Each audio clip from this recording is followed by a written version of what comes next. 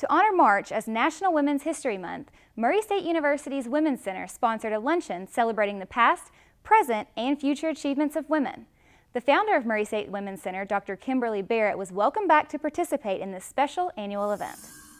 This is the 24th Celebrate Women's Luncheon at Murray State.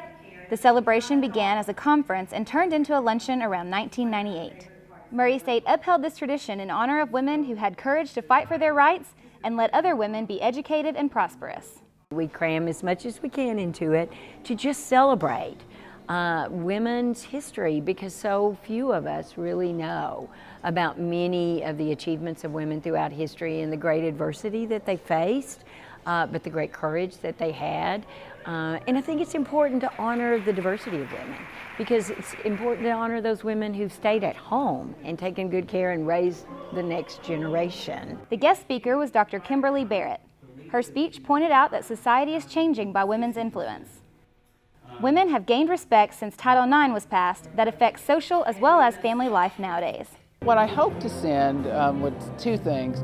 One, that we've made a lot of progress, I think, to the point that we're at a tipping point where society is changing because of the influence of women, and that those changes that we're seeing will sort of force us to become a more inclusive and empowering society, both at home in our relationships with family and friends, but also in the workplace in terms of the types of workplaces that we have.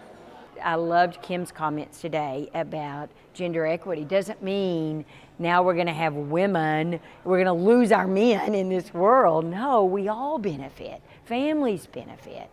Dr. Barrett has a history here at Murray State University, serving as a counselor, which led her to founding the Women's Center.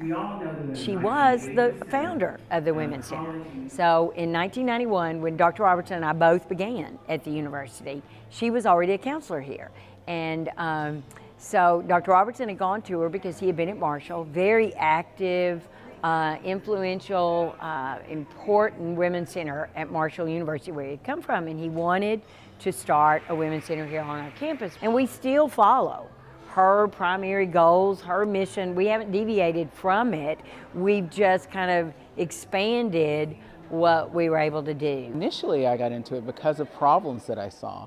I was here, I was working at the counseling center. I was also on the board of directors for a rape victim services group, and so I saw the struggles that women had in the workplace as well as in school. And so although when I was working in the counseling center, women were already the majority on campus, I don't think the environment had changed to the point that we would like it to, so that it was one that was supportive of women. After many years of working at the Murray State Women's Center as director, Jane Etheridge will be retiring in May to spend more time doing the things she loves.